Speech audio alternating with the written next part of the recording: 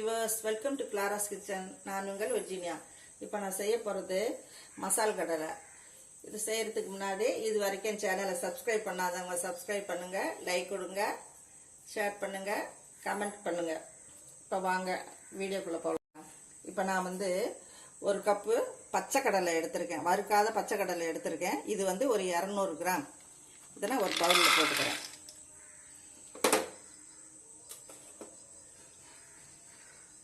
ஒரு table spoon Kashmir மிளகாத்தூள் போடுறேன். இது கொஞ்சம் கலரும் கொடுக்கும், கொஞ்சம் காரமும் கொஞ்சம் கம்மியாக இருக்கும், அதுக்காக இதை போட்டுக்கிறேன். 2 சிட்டிகை பெருங்காயத்தூள்,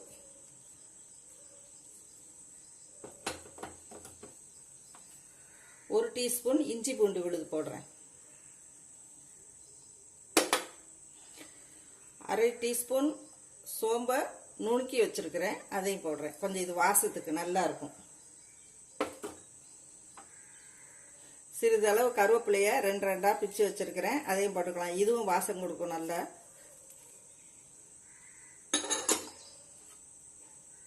இதுக்கு தேவையான உப்பு போட்டுக்கலாம். இப்போ இதையெல்லாம் ஒன்று போல கலந்துக்கலாம்.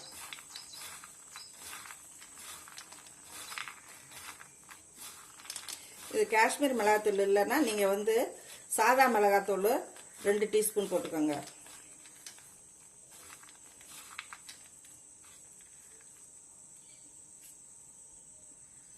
இப்போ இதோட நான் 2 டேபிள் ஸ்பூன் கடலை மாவு எடுத்து வச்சிருக்கேன், அதை நம்ம போட்டுக்கலாம்.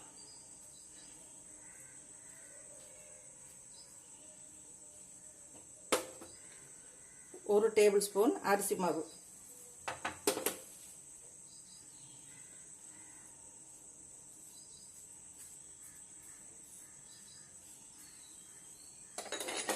இப்போ இது ஒன்று போல் நம்ம பெரட்டிக்குவோம்.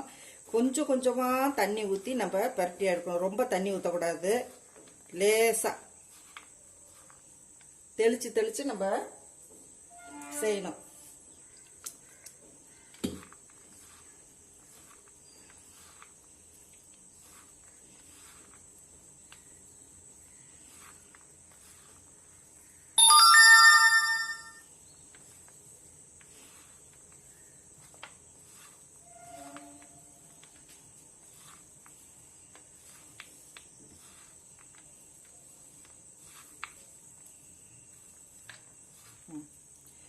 இப்போ இதை நான் பெரட்டி எல்லாத்தையும் கலந்துட்டேன். நான் இப்போ நம்ம அடுப்பில் பாத்திரத்தை வச்சு எண்ணெய் ஊற்றி பொரிக்க வேண்டியது தான்.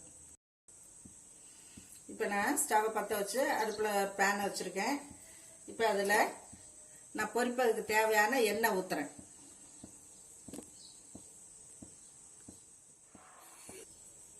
எண்ணெய் ரொம்ப காயக்கூடாது, மிதமான சூட்டில் நம்ம போட்டு எடுக்கணும், எல்லாத்தையும் கருகி போயிடும். எண்ணெய் இப்போ லைட்டாக காஞ்சிருச்சு. இப்போ நான் உதிரி உதிரியாக நம்ம ஒத்த ஒத்தையாக போடுவோம்.